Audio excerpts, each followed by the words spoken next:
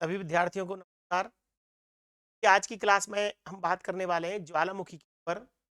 और मैंने आपको बताया था भूकंप वाले टॉपिक में ज्वालामुखी, भूकंप और सुनामी ऐसी क्रियाएं वो आकस्मिक संचलन के अंतर्गत आती हैं। और भूकंप पढ़ाने से पहले चार्ट के रूप में मैंने आपको थोड़ा सा बताया था। भूकंप और ज्वालामुखी स्टार्ट करने से पहले थोड़ा सा यदि हम ये समझ लें इस पार्ट के अंतर्गत ये आती हैं, तो भूगोल का जो पार्ट है जियोमॉर्फोलॉजी का आपका, उसको समझना ज्यादा बेहतर रहेगा। और पूरी जियोमॉर्फोलॉजी, पूरी भूआकृति विज्ञान उस चार्ट पर आधारित है। पूरी डिटेल के साथ में अभी तो एक टॉपिक है इसमें भू संचलन जिसको कहते हैं, या भूगर्भिक तो संचलन के अंतर्गत, भूपटल संचलन के अंतर्गत जो चीजें आती हैं, भ्रंश बलन, उसके अंतर्गत उस चार्ट को पढ़ते हैं। लेकिन फिर भी भूकंप वाले में मैंने थोड़ा सा बताया था, दोबारा से आपको रिपीट कर रहा हूं कि पृथ्वी परिवर्तनशील है, पूरी प्रकृति परिवर्तनशील है, और धरातल पर परिवर्तन उत्पन्न करने वाले जो बल होते हैं, जो फोर्स होते हैं, वो दो कैटेगरी में रखा हमने। एक तो होती है आंतरिक बल और एक होते हैं बाह्य बल।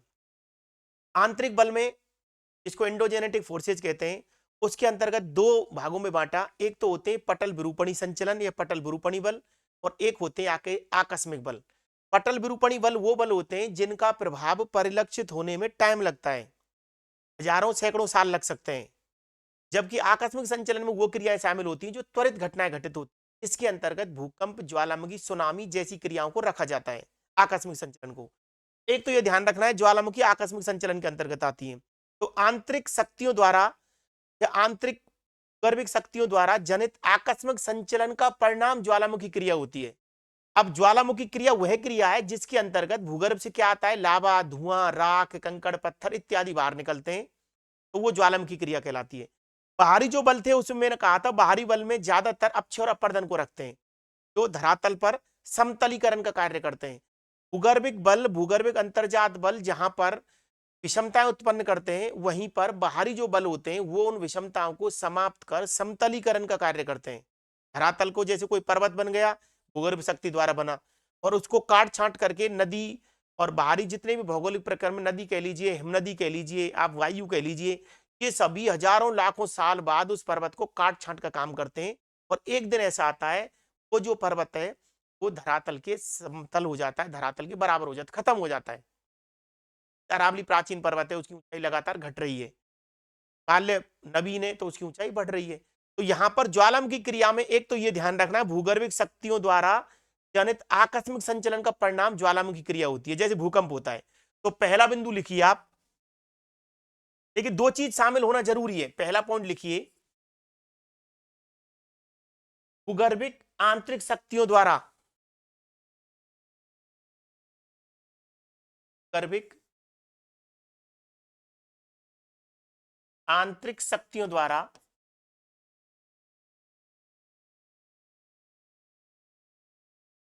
भूगर्भिक आंतरिक शक्तियों द्वारा जनित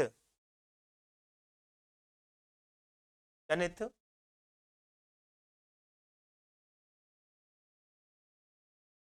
आकस्मिक संचलन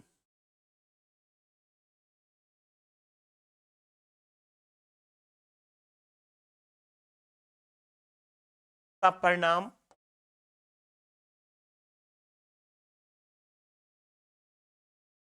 ज्वालामुखी क्रिया होती है।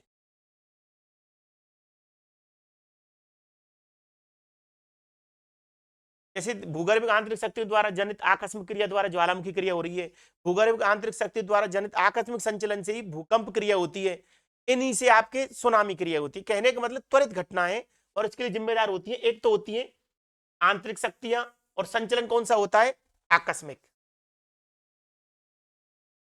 और ये इस प्रकार के टॉपिक है भूकंप और ज्वालामुखी, आपके किसी भी आप उठा के देखना, चाहे नेट का पाठ्यक्रम हो, चाहे असिस्टेंट प्रोफेसर एग्जामिनेशन का पाठ्यक्रम हो, और चाहे आपके आरपीएससी फर्स्ट ग्रेड का पाठ्यक्रम की बात करें, चाहे किसी के पाठ्यक्रम, सब में ये शामिल है। इसके अलावा विश्वविद्यालय जो परीक्षाएं उसमें बीए फर्स्ट ईयर में ज्यादातर फर्स्ट सेमेस्टर में आपके भौतिक भूगोल पेपर पढ़ाया जाता है। और एमए की जो क्लास है, एमए एमएससी जो होता है भूगोल में, उसमें भी प्रवेश में ही ज्यादातर भौतिक भूगोल पढ़ाया जाता है। तो सभी में समान रूप से उपयोगी है। और यहां पर मैंने आपको बताया था सतही ज्ञान देना नहीं है, यदि आप पूरी क्लास अटेंड करते हो। एक शर्त जरूर है, आपको पूरी क्लास लेनी पड़ेगी उस टॉपिक की, और उसके यदि आप हाथों से घर बैठ करके पेन कॉपी रख करके नोट्स बनाते हो अपने खुद हाथों के लिखे हुए, उसके बाद आपको रियलाइज होगा कि एकदम से परफेक्ट आपने घर बैठे ही एकदम परफेक्ट नोट्स तैयार किए और पूरे टॉपिक को समझाया आपने। फिर आपको क्या करना है, उसको रिपीटेशन रखना है उस टॉपिक का। फिर एक समय के बाद अपने आप आपको कॉन्फिडेंस आना लगेगा। बीच बीच में बहुत सारी चीजें ऐसी बताता हूं मैं आपको जो एग्जामिनेशन दृष्टि से विविध प्रकार के प्रश्नों के लिए आती हैं, वो भी आपको साथ साथ नोट कर। अब देखिए, एक सामान्य परिभाषा हो गई कि भूगर्भिक आंतरिक शक्तियों द्वारा जनित आकस्मिक संचलन के परिणाम स्वरूप ज्वालामुखी क्रिया होती है। वस्तुतः ज्वालामुखी वह क्रिया है जिसके अंतर्गत, अब लिखिए आगे, वस्तुतः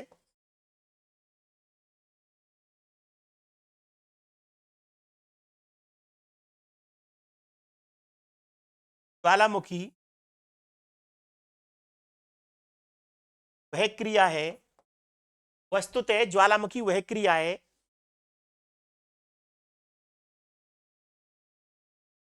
जिसके अंतर्गत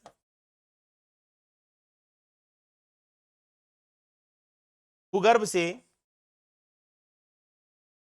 भूगर्भ से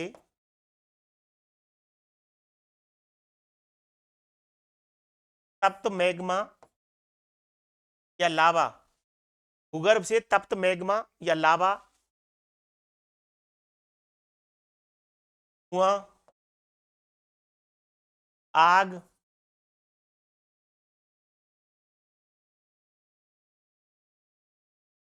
राख, कंकड़ पत्थर इत्यादि बाहर निकलते हैं, इत्यादि बाहर निकलते हैं। अब देखिए, दो चीजें हो गई। अब आपको यहां पर दो शब्द आए हैं, वो आगे भी मैं आपको चर्चा करूंगा, एक तो लावा और एक मैग्मा। अब इन दोनों में अंतर होता है। देखिए, यदि धरातल के अंदर, भूगर्भ के अंदर पिघली हुई जो चट्टान है वो कहलाएगा मैग्मा, और यदि वही मैग्मा जब धरातल पर प्रकट होता है तो वही कहलाता है लावा। तो ये सामान्य अर्थ कह सकते हैं इसको कि वस्तुतः ज्वालामुखी वह क्रिया है जिसके अंतर्गत भूगर्भ से गर्म चट्टाने या गर्म मैग्मा, लावा, धुआं, आग, राख, कंकड़ पत्थर, ये सभी धरातल पर प्रकट होते हैं, धरातल पर निकलते हैं, ये ज्वालामुखी क्रिया कहलाते हैं। इसके अंतर्गत ये सारी चीजें निकल करके धरातल पर प्रकट होते हैं। अब देखिए आगे एक पॉइंट और लिखिए, अलग अलग पॉइंट मतलब अलग अलग तरीके से लिखिए आप उस बात को। देखिए, ज्वालामुखी वह छिद्र होता है,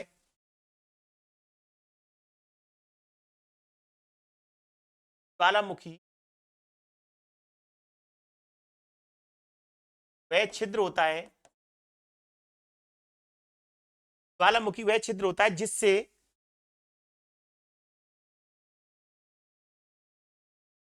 ज्वालामुखी वह छिद्र होता है जिससे ज्वालामुखी क्रिया के दौरान ज्वालामुखी क्रिया के दौरान उद्गार होता रहता है।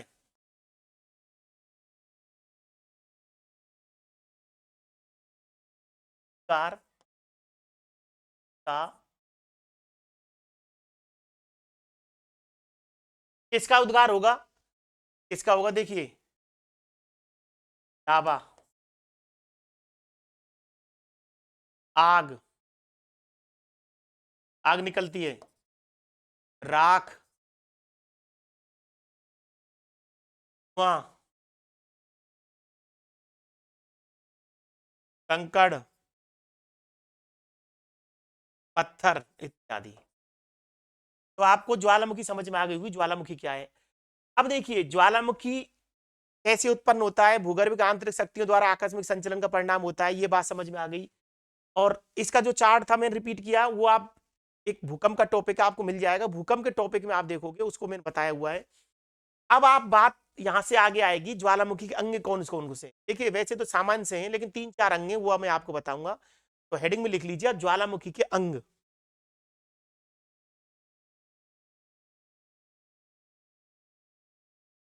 ज्वालामुखी अंग,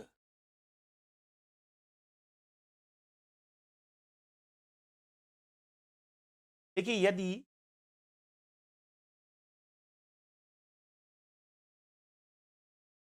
इस तरीके से ये कोई ज्वालामुखी शंकु है और इसमें ये होता है उसका पाइप से उद्गार होता है। अब इसके प्रमुख अंगों में इसको लिखेंगे अपन ज्वालामुखी पाइप, ज्वालामुखी पाइप। अब देखिए ज्वालामुखी पाइप होता है एक लंबवत मार्ग, एक लंबवत मार्ग जिसके द्वारा भूगर्भ से जो चीजें होती है वो धरातल पर प्रकट होती है, वो ज्वालामुखी पाइप कहलाता है। इसके बाद यहां पर एक मुख होता है ये वाला, ये कहलाता है क्रेटर। क्या कहलाता है? क्रेटर। और एक क्रेटर से भी बड़ा होता है, एक भाग और है क्रेटर से भी बड़ा, इसको कहेंगे काल्डेरा। क्रेटर, काल्डेरा और ज्वालामुखी पाइप, तीन चीजें लिखाई मैंने आपको, या आप इस तरीके से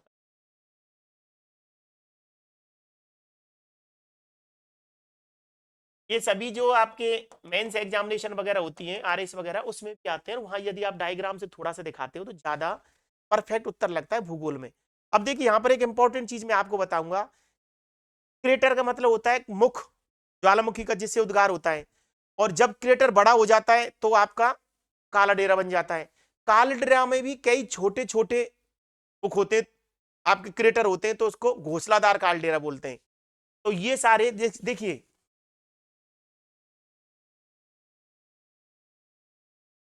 कालडेरा के अंदर छोटे छोटे क्रेटर,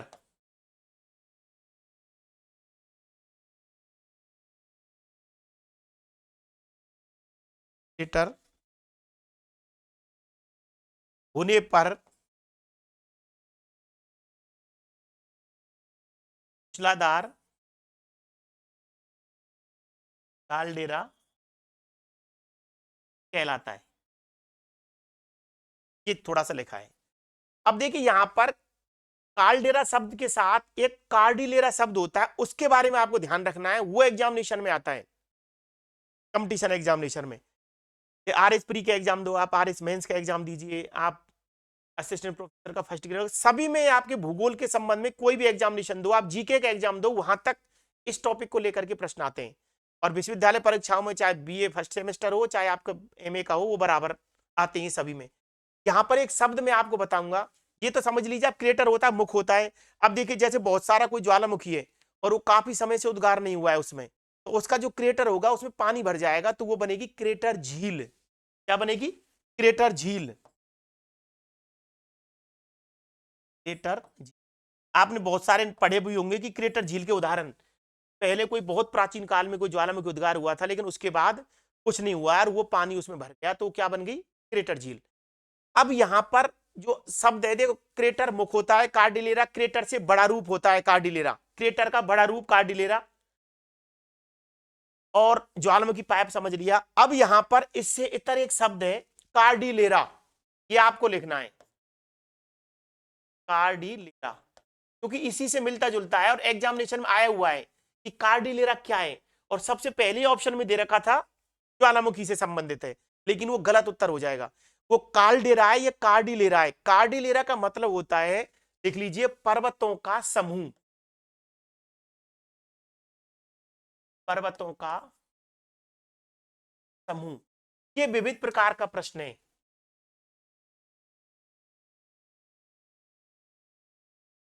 पर्वतों का समूह जो होता है कार्डिलेरा, उसका एक विशिष्ट प्रसिद्ध उदाहरण है,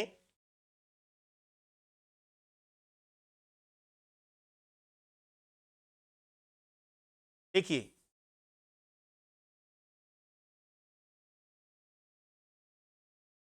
ये आपका उत्तरी अमेरिका और दक्षिण अमेरिका है, ये तो है आपका दक्षिण अमेरिका। अमेरिका मैं कई बार कहता हूं भूगोल पढ़ते समय आप एटलस रखिए, ऑक्सफोर्ड स्टूडेंट एटलस, मैंने नाम भी लिखाया है कई बार, ऑक्सफोर्ड स्टूडेंट एटलस अपने पास रखिए। और ये आपका उत्तरी अमेरिका। अब जैसे मैंने आपको कार्डिलेरा बताया, तो आपको क्या करना है, उस एटलस में उसको मार्क कर लेना है, एटलस निकालनी है, और उसमें आपका जो संयुक्त राज्य अमेरिका का जो नक्शा है फिजिकल मानचित्र, उसमें पश्चिम की तरफ बहुत सारे पर्वत अलग अलग प्रक्रिया से बने हुए, अलग अलग टाइम पीरियड में बने हुए, वो समूह के रूप में है, वो कार्डिलेरा कहलाता है। पर्वतों को समूह, उसमें क्या होता है, जैसे ऐसे होते हैं, ऐसे हैं उसमें, इस तरीके से ऐसे। तो ये जो क्षेत्र है, ये वाला, ये है कार्डिलेरा। कार्डिलेरा ऐसे पर्वतों को समूह, और ये आप लिख लीजिए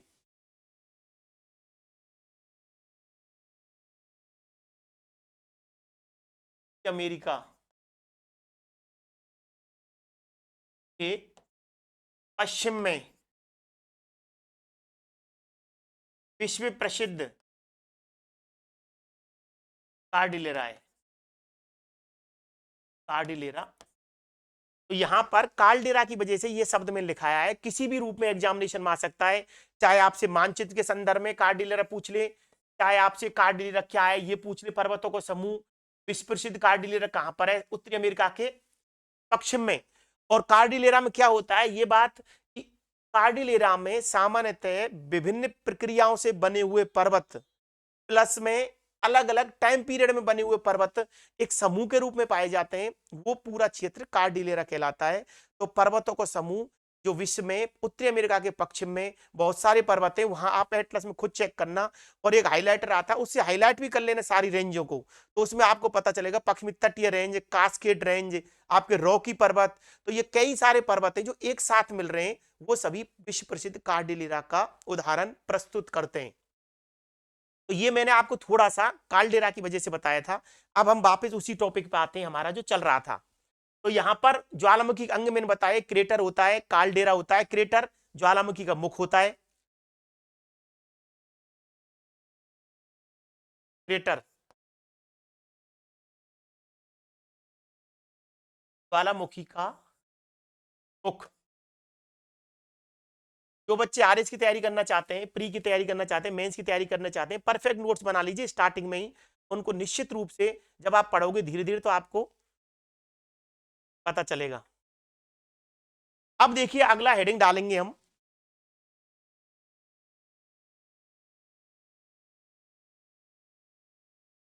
ज्वालामुखी के कारण।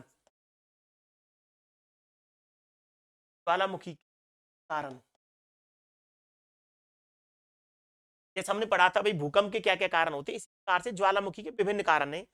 उसमें एक चीज और बताई थी कि ज्वालामुखी को परफेक्ट तरीके से कथन कारण के प्रश्नों को करने के लिए, समझने के लिए ज्वालामुखी और भूकंप का, तो उसके साथ साथ प्लेट विवर्तनी की सिद्धांत को बेहतर तरीके से पढ़ना और समझना जरूरी होता है। मैंने वो पढ़ाया नहीं अभी, अलग उसकी क्लास होगी, उसमें प्लेटों की चर्चा होगी, प्लेट किनारों की चर्चा होगी, प्लेट आपका जो सीमांत है उनकी चर्चा होगी। 3 सीमांत बताऊंगा मैं वहां पर, विनाशात्मक प्लेट किनारा, रचनात्मक प्लेट किनारा और संरक्षी प्लेट किनारा। बीच बीच में जहां भी आपको लगे वहां लिख लिया करो आप। भूकंप ज्वालामुखी के टॉपिक में तो जरूर आपको लिखते रहना है, तो वहां पर और परफेक्ट तरीके से कथन कारण के प्रश्नों में, यहाँ पर मैं कारण लिखा रहा हूं आपको शॉर्ट में। पहला है भूगर्भ में ताप वृद्धि।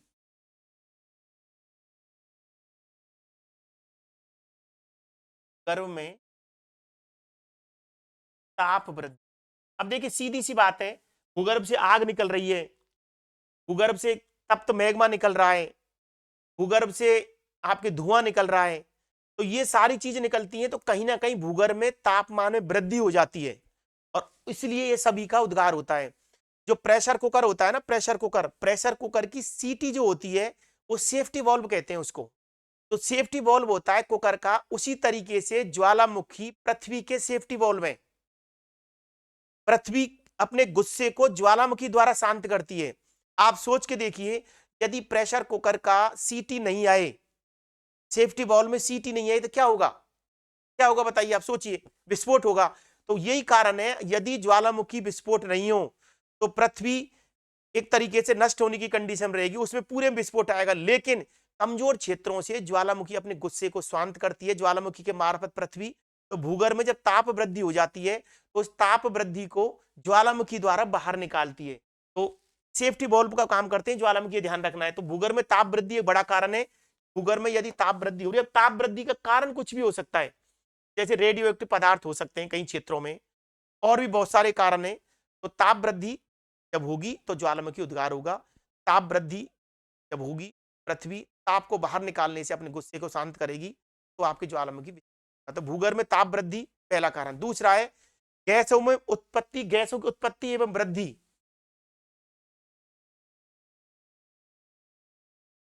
गैसों में वृद्धि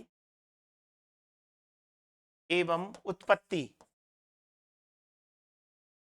अब तो भूगर्भ में आपके गैस वृद्धि ज्यादा हो जाए किसी भी कारण की वजह से या उनकी उत्पत्ति हो, तो भी आपके ज्वालामुखी विस्फोट होगा। देखिए उसको उदाहरण दे रहा हूं मैं आपको। उत्तरी अमेरिका और दक्षिण अमेरिका के पश्चिमी तट पर रॉकी रेंडीज पर्वत क्षेत्र है, वहां पर विनाशात्मक प्लेट किनारा है। कहने का मतलब प्लेटों की टक्कर होती है। एक तरफ से स्थल प्रकृति की प्लेट अमेरिकन प्लेट और एक तरफ से पैसिफिक प्लेट का अभिसरण होता है। वहां पर क्या होता है, दोनों प्लेटों के अभिसरण से जल और स्थल का मिलन बिंदु है, तो जल सरंदों में नीचे जाता है और नीचे जाकर के जब जल भूगर्भ में जाएगा प्लेट किनारों के सहारे, तो वो टेम्परेचर से मिलकर के वाष्प की उत्पत्ति करता है और वाष्प होती है वो ऊपर की तरफ धक्के लगाएगी, तो वहां पर आपके ज्वालामुखी भी आएगा और गैसों की उत्पत्ति भी हो रही है। तो गैसों की उत्पत्ति वहां हो रही है तो ज्वालामुखी भी आएगा और भूकंप भी आएगा। जिन क्षेत्रों में ज्वालामुखी आते हैं वहां पर निश्चित रूप से भूकंप महसूस किए जाते हैं। एक निश्चित है कि ज्वालामुखी में क्या ऊपर धक्का लगता है या विस्फोट होता है तो भूकंप अपने आप हलचल होगी। तो गैसों में वृद्धि और उत्पत्ति ये भी बड़ा कारण है। भूगर्भ में जब गैस वृद्धि हो जाती है, उनकी उत्पत्ति होती है, तो भी आपके ज्वालामुखी। तीसरा, कमजोर भूगर्भिक क्षेत्र। तीसरा कारण कमजोर भूगर्भिक क्षेत्र। कुछ क्षेत्र हैं जो कमजोर भूगर्भिक क्षेत्र की कैटेगरी में आते हैं, वहां से भी आपके ज्वालामुखी उद्गार होता है या भूकंप उत्पत्ति होती है। तो ज्वालामुखी उद्गार हमेशा कमजोर भूगर्भ क्षेत्रों से आता है। तो कमजोर भूगर्भ क्षेत्रों से भी प्रकृति या पृथ्वी अपने गुस्से को शांत करती है। नंबर 4,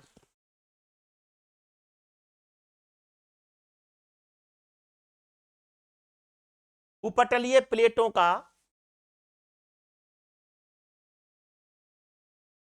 पटलीय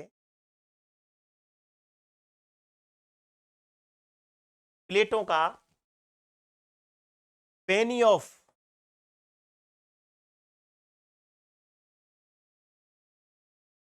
में पहुंचकर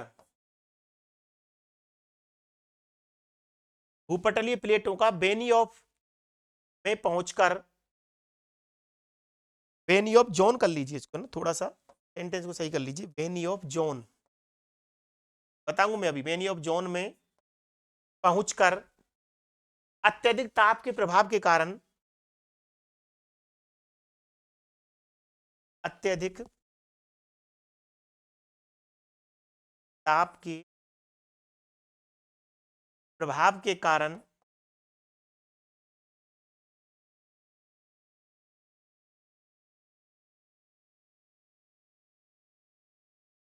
पिघलकर मैग्मा की उत्पत्ति या मैग्मा का निर्माण, ये भी एक कारण है। अब देखिए इसको थोड़ा सा समझना है और ये समझने की प्रक्रिया थोड़ी सी आपके जैसे जैसे टॉपिक आगे बढ़ेगा, जियोमॉर्फोलॉजी आगे बढ़ेगी, भूगोल आगे बढ़ेगा, हिसाब से आएगा। देखिए भूगर्भिक प्लेट है, मैंने बताया था आपको 3 सीमांत किनारे हैं। एक होता है विनाशात्मक किनारा, उसमें क्या होता है, 2 प्लेटें आपस में एक दूसरे की तरफ आती हैं, टकराती हैं, अभिसरण होता है, कन्वर्जेंस होता है। तो उसमें जिस प्लेट की डेंसिटी ज्यादा होती है वो प्लेट क्षेपित हो जाती है कम डेंसिटी वाली प्लेट के नीचे, उसका सबडक्शन हो जाता है। तो वो नीचे पहुंच करके जब नीचे जाएगी वो दूसरी प्लेट के नीचे, तो वहां पर क्या होगा, भूगर्भ में हमें पता है कि भूगर्भ में जैसे जैसे हम गहराई पर जाते हैं टेम्परेचर बढ़ता जाता है, और जबकि धरातल से आप ऊपर वायुमंडल में जाओगे टेम्परेचर घटता जाता है।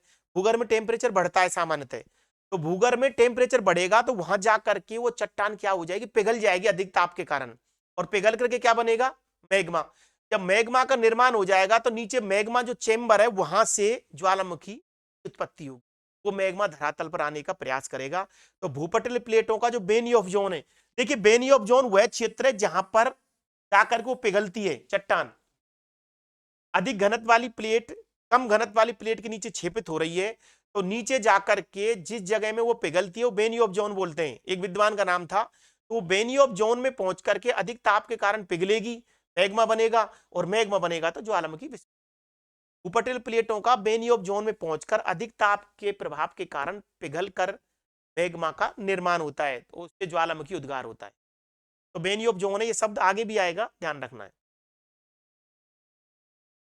प्लेट टेक्टोनिक वाले में ये बहुत सारी चीजें बहुत ज्यादा क्लियर हो जाएंगी आपको। 10-20% भी यहां समझ आ रहा है तो काम चल रहा है। जैसे देखिए, ये दो प्लेट है, ये दो प्लेट है, ये ए प्लेट है, ये बी प्लेट, और ये दोनों प्लेटों में क्या हो रहा है, अभिसरण हो रहा है। अभिसरण मतलब टकरा रही है दोनों। अब इसमें ये जो प्लेट है ये वाली, ये क्या है, कम घनत्व वाली है, तो ये क्या हो गई नीचे, इसका क्या हो गया, क्षेपण, इसको बोलते हैं सबडक्शन, टेक्निकल शब्द है सबडक्शन। तो इस प्लेट के नीचे ये प्लेट क्षेपित हो गई और नीचे जाकर के ये क्या होगी, नीचे टेम्परेचर ज्यादा है, तो यहां जाकर के क्या हो गया, ये पिघल गई और क्या बन गया, मैग्मा। जब मैग्मा बन चुका है तो मैग्मा चेंबर से ऊपर आने की प्रयास करेगा, तो इस वजह से भी ज्वालामुखी विस्फोट होता है, ये थोड़ा सा। और इस जगह को मैंने आपको होता है सबडक्शन,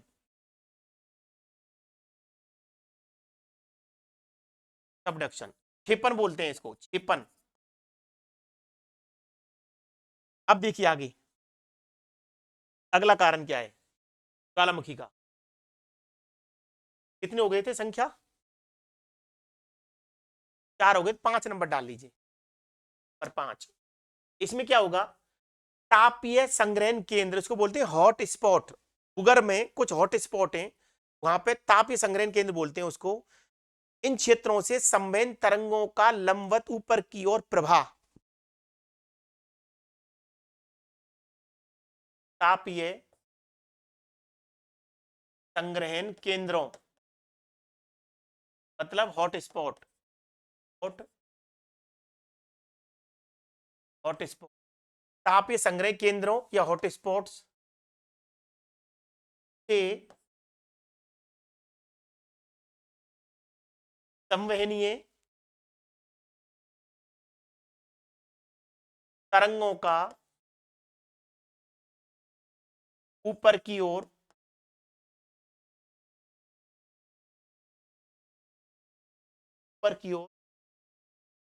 लंबवत प्रवाह, इसके कारण भी ज्वालामुखी विस्फोट होता है, ज्वालामुखी उद्गार होता है। ताप या संग्रहण केंद्र है या भूगर्भ में जो हॉट स्पॉट है, वहां से संवहनीय तरंगों का ऊपर की ओर लंबवत प्रवाह होता है, ऊपर की तरफ वो आएंगी तो भी वो मैग्मा को, लावा को ऊपर की तरफ लेकर के आती है, उससे भी ज्वालामुखी विस्फोट होता है। अब देखिए, ताप या संग्रहण केंद्र है, इसको भी मैं कॉन्सेप्ट है, हॉट स्पॉट कॉन्सेप्ट, इसको मैं आगे डिटेल में बताऊंगा, पढ़ेंगे इसको हम, यहां लिख लीजिए, hot spot concept.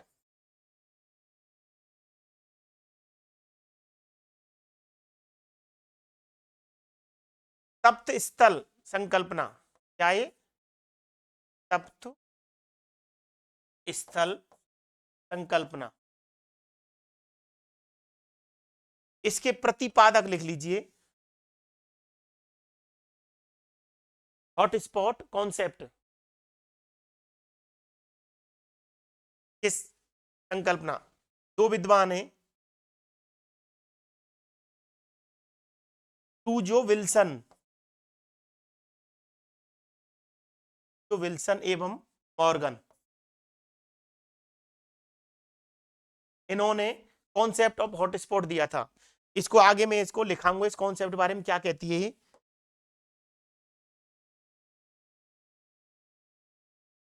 Morgan, टूजो Wilson और मॉर्गन हॉटस्पॉट कॉन्सेप्ट के प्रतिपादक माने जाते हैं। इस संकल्पना के अनुसार भूगर्भ में कुछ तप्त स्थल हैं, वहां से आपके लंबवत संवहनीय धाराएं उत्पन्न होती हैं, और वो धाराओं के साथ भी मैग्मा या लावा धरातल की तरफ आता है, अर्थात ज्वालामुखी फुट होता है। तो ये कारण 5वां नंबर, तो यहां पर ये लिखा दिया मैंने, और ये कॉन्सेप्ट आगे इसको अलग से भी लिखाऊंगा मैं। अब देखिए नंबर 6, ये बीच बीच में जो आ रहे हैं ना, ये कालडेरा, हॉटस्पॉट, ये प्रश्न है। क्या होता है, अगर आप एक जगह पढ़ोगे तो एक ही बार चर्चा होगी, लेकिन जब जोड़ने लग जाओगे चीजों को तो वो याद अच्छे से हो जाते हैं।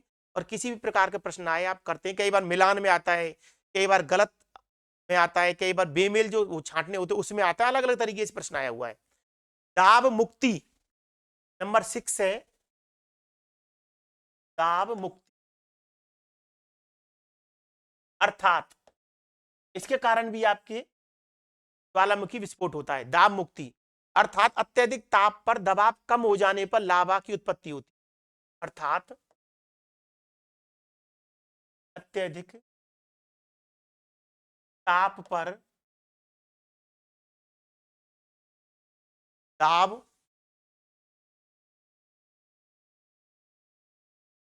कम हो जाने पर भी ज्वालामुखी उत्पत्ति होती है। ये भी कारण है उत्पत्ति। अब देखिए इसको जितना ज्यादा अंदर जाएंगे जाते जाएंगे कि यहां पर एक मध्य अटलांटिक कटक है अटलांटिक महासागर में, और वहां पर क्या होता है, किनारा है, प्लेट किनारा, लेकिन अपसारी प्लेट किनारा है, रचनात्मक प्लेट किनारा है, अर्थात प्लेटें टूट जाती हैं। एक में तो प्लेटें क्या होता है, जैसे एक में तो प्लेटें ऐसे आती हैं, इसको तो बोलते हैं विनाशात्मक, और एक में प्लेटें क्या होती हैं, ये होता है रचनात्मक। इस कंडीशन में क्या होता है, दाब मुक्ति होती है, दाब मुक्ति, प्रेशर कम होता है। जब दाब मुक्ति होगी तो ज्यादा टेम्परेचर की वजह से नीचे से मैग्मा ऊपर की तरफ आएगा, मैग्मा की उत्पत्ति होगी, तो रचनात्मक प्लेट किनारों के सहारे दाब मुक्ति होती है, और वहां पर यह कंडीशन आती है। ये तो आपका विनाशात्मक और ये आपका रचनात्मक होता है संरक्षी। इसमें प्लेटें क्या करती हैं, आपस में रगड़ खाती हैं। लेकिन हमारा जो ये लिखा हुआ है ये इस कंडीशन में है, 2 नंबर वाला। ये कंडीशन जब होगी तो प्लेटें विपरीत दिशाओं में होगा, उनमें अपसरण होगा, तो दाब मुक्ति द्वारा ये कंडीशन उत्पन्न होगी। तो इस कंडीशन की बात कर रहे हैं हम। 3 प्लेट किनारों में ये दाब मुक्ति रचनात्मक प्लेट किनारे हैं, जहां पर डाइवर्जेंस होता है प्लेटों का, वहां पर दाब मुक्ति से ताप ज्यादा होने से लावा की उत्पत्ति। और ये कंडीशन मध्य अटलांटिक कटक में होती है। कहां पर होती है, मध्य अटलांटिक कटक, मध्य अटलांटिक कटक के सहारे ये कंडीशन होती है अटलांटिक महासागर में। देखिए ओशनोग्राफी के अंतर्गत, समुद्र विज्ञान के अंतर्गत जितने भी टॉपिक मैं पढ़ाऊंगा मानचित्र से आपको पढ़ाने की कोशिश करूंगा, और आप भी साथ में एटलस साथ में रखें, तो वहां पर परफेक्ट समझ में आते हैं कि कौन कौन से उच्चावच हैं, कौन कौन से कटक है। इसी प्रकार से प्लेट टेक्टोनिक है, उसमें भी आपको ध्यान रखना है। तो सारी चीजें जितना ज्यादा मानचित्र से पढ़ोगे उतना ज्यादा बेहतर रहेगा। अब देखिए अगला कारण है सेवन। ये सभी ज्वालामुखी के कारण है।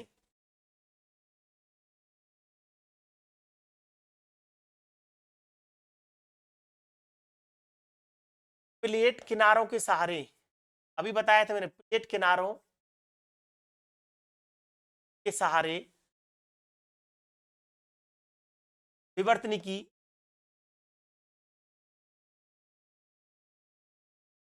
प्लेट किनारों के सहारे विवर्तनिकी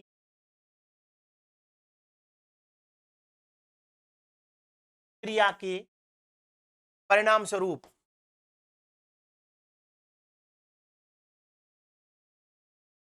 प्लेट किनारों के सहारे विवर्तनिकी प्रक्रिया के परिणाम स्वरूप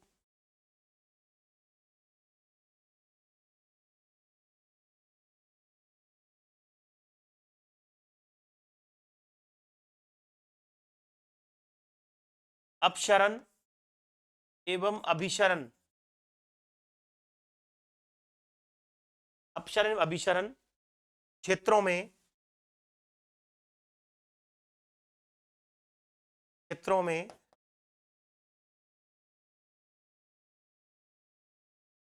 ज्वालामुखी क्रिया होती है।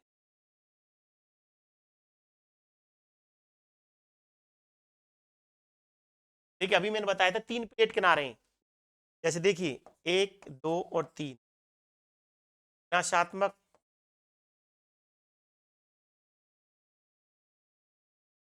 विनाशात्मक, रचनात्मक और संरक्षी। ये 3 प्लेट किनारे हैं प्लेट टेक्टोनिक सिद्धांत में। इसमें क्या होता है, विनाशात्मक में अभिसरण होता है। क्या होता है, अभिसरण। जितनी बार लिखोगे, जितनी तरीके से लिखोगे, उतना ज्यादा बेहतर है। ऐसा नहीं भाई, कई बार ये सोचता है विद्यार्थी और कई बार करते भी हैं कि केवल प्लेट टेक्टोनिक सिद्धांत में बात करनी है प्लेटों की, लेकिन प्लेट टेक्टोनिक सिद्धांत आते आते यहां पर आपके बहुत सारी चीजें दिमाग में आ जाएंगी, बहुत सारे प्रत्यय आपके दिमाग में आ जाएंगे, जिससे उसको समझना भी आसान होगा और जो जोड़ करके प्रश्न आते हैं उनकी कैपेसिटी आपकी बढ़ जाएगी। तो यहां पर मैं आपको बात कर रहा हूं, चाहे थोड़ा सा ही बता रहा हूं। विनाशात्मक मतलब अभिसरण, रचनात्मक मतलब अपसरण, ये क्रिया होती है इसमें। और इसका मतलब क्या है, अपसरण का मतलब है प्लेटों का, अभिसरण में तो ये होगा और अपसरण में प्लेटों का ये होगा। ये क्या है, प्लेटें। ये क्या है, प्लेटें। कहने का मतलब अभिसरण में जो विनाशात्मक प्लेट किनारा होता है उसमें प्लेटें आपस में कन्वर्जेंस होता है, अभिसरण होता है, टकराती हैं। रचनात्मक में, जिसको अपसरण बोलते हैं, इसमें प्लेटें क्या करती हैं, विपरीत दिशा में जाती हैं। तो इन दोनों कंडीशनों में क्या होता है, अपसरण और अभिसरण में ज्वालामुखी उद्गार होता है। देखिए ये जो बताया था मैंने अपसरण, इसमें तो बताया था दाब मुक्ति होती है। इसमें दाब मुक्ति, प्रेशर घटेगा ऊपर से, अधिक टेम्परेचर की वजह से नीचे से मैग्मा आएगा। अभिसरण में टक्कर होती है। टक्कर होने पर क्या होता है, दो जब प्लेटें आपस में टकराती हैं और जिनमें दोनों की डेंसिटी में अंतर होता है, तो अधिक घनत्व वाली प्लेट छेपित होती है कम घनत्व वाली प्लेट के नीचे। तो वहां पर नीचे जब प्लेट के नीचे छेपित होगी तो ज्यादा गहराई में जाकर के बेनियोफ जोन में जाकर के वो पिघल जाती है और उससे मैग्मा की उत्पत्ति होती है। तो इन दोनों कंडीशन में, विनाशात्मक और रचनात्मक में ज्वालामुखी उद्गार होता है। ये बात और आगे हम धीरे धीरे समझेंगे। अभिसरण और अपसरण, विनाशात्मक रचनात्मक। अब देखिए आगे,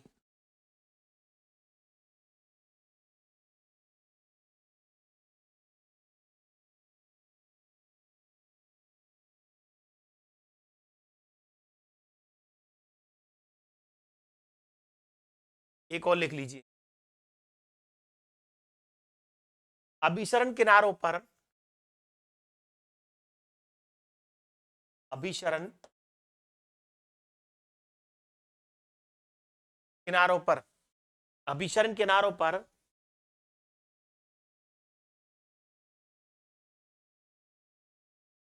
सागरीय जल का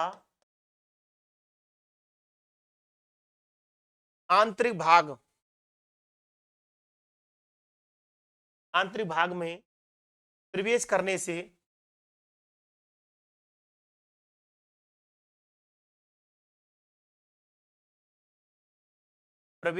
से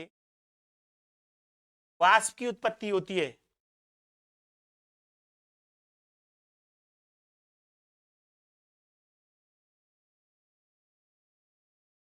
वाष्प उत्पत्ति है।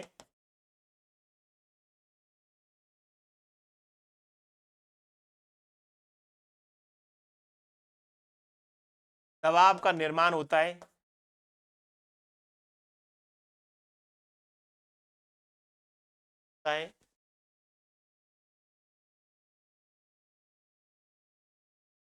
जल वाष्प का प्रसार होता है। क्या होगा इससे, ज्वालामुखी एवं भूकंप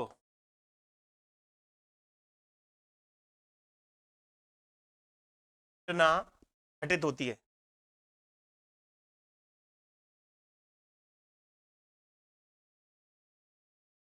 इस तरीके की ज्वालामुखी क्रिया होगी या फिर भूकंप की घटना घटित हो। तो कहने का मतलब इस तरीके से ज्वालामुखी और भूकंप की घटनाएं घटित होंगी परिणाम स्वरूप। और ये सारी चीजें आपको ज्वालामुखी के कारण की उत्तरदायी हैं, सभी प्लेट टेक्टोनिक से जुड़ी हुई हैं।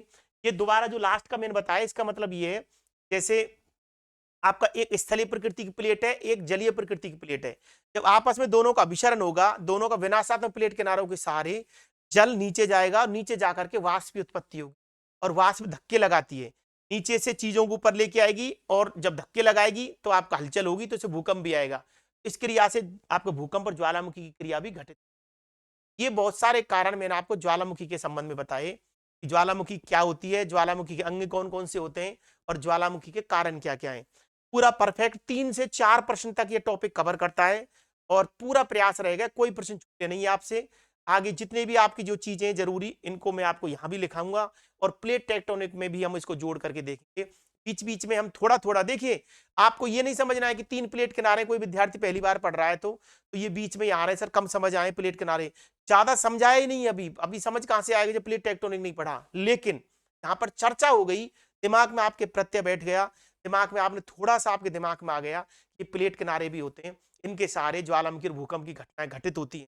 इतना समझने के बाद फिर जब आप पढ़ोगे प्लेट टेक्टोनिक, फिर वापस इसको रिपीट करोगे, फिर धीरे धीरे आपकी चीजें आने लगेंगी। कुछ प्रश्नों को करेंगे।